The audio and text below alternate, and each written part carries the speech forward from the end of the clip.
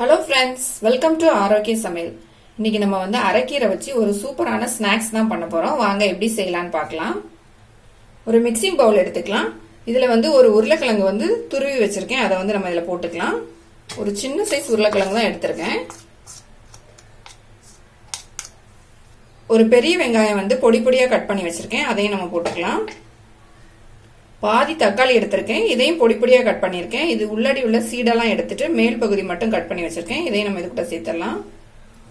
கொஞ்சமா மல்லி இலை கட் பண்ணி வச்சிருக்கேன். அதையும் நம்ம போட்டுக்கலாம். ஒரு பச்சை மிளகாய் பொடியா கட் பண்ணி வச்சிருக்கேன். அதையும் நம்ம போட்டுக்கலாம். ஒரு கப் அரைக்கீரை எடுத்திருக்கேன். இதை பொடியா கட் பண்ணி வச்சிருக்கேன். இதையும் நம்ம இது கூட சேர்த்துடலாம். இது கூடவே 2 ஸ்பூன் அளவுக்கு கோதுமை மாவு எடுத்திருக்கேன். அதையும் நம்ம போட்டுக்கலாம். 3/4 கப் அளவுக்கு ரவை எடுத்திருக்கேன். அதையும் நம்ம போட்டுக்கலாம்.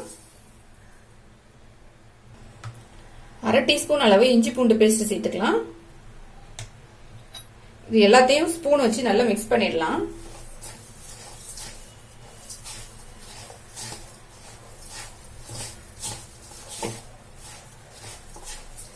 எல்லாத்தையும் நல்லா மிக்ஸ் பண்ணிட்டேன். இதுல நம்ம தண்ணி சேர்த்துக்கலாம். இப்போ கொஞ்சமா தண்ணி சேர்த்துட்டு நல்லா மிக்ஸ் பண்ணிடலாம்.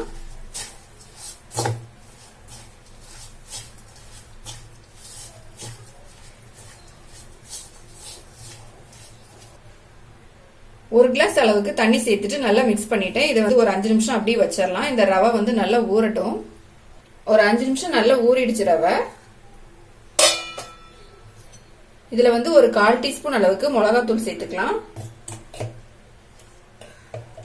1/4 டீஸ்பூன் கரம் மசாலா சேர்த்துக்கலாம். 1/2 டீஸ்பூன் அளவுக்கு ஜீரகம் போட்டுக்கலாம். தேவையான அளவு உப்பு போட்டுக்கலாம். 1/4 டீஸ்பூன் அளவுக்கு பேக்கிங் சோடா போட்டுக்கலாம். எல்லாத்தையும் நல்லா மிக்ஸ் பண்ணிடலாம். இப்போ நல்லா மிக்ஸ் பண்ணிட்டு இதுல தண்ணி சேர்த்துக்கலாம். இது நமக்கு தோசை மாவு மாதிரி இருக்கணும். அதனால அந்த அளவுக்கு நம்ம தண்ணி சேர்த்துட்டு நல்லா மிக்ஸ் பண்ணிடலாம்.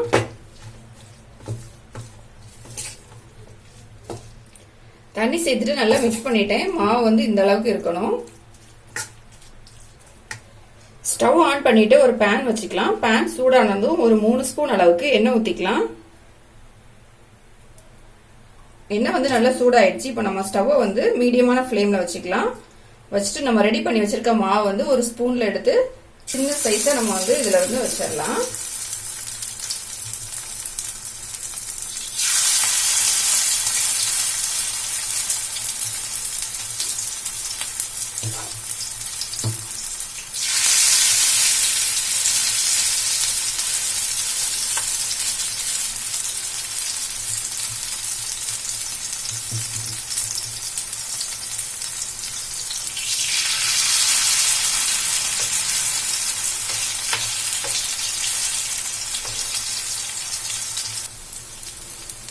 ஒரு சைடு வெந்துடுச்சு. நம்ம இன்னொரு பக்கம் திருப்பி வச்சுக்கலாம். ஒரு ஸ்பூன் வச்சு நம்ம இதை திருப்பிக்கலாம்.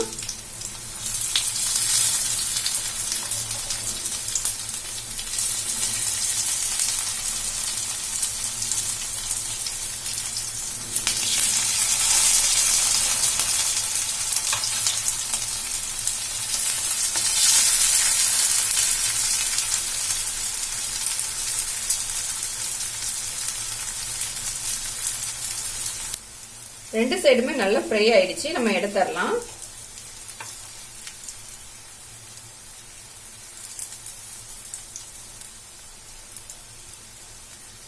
நம்மளோட ஸ்நாக்ஸ் ரெடி ஆயிடுச்சு. இது நல்லா கிறிஸ்பியா ரொம்ப டேஸ்டா இருக்கும்.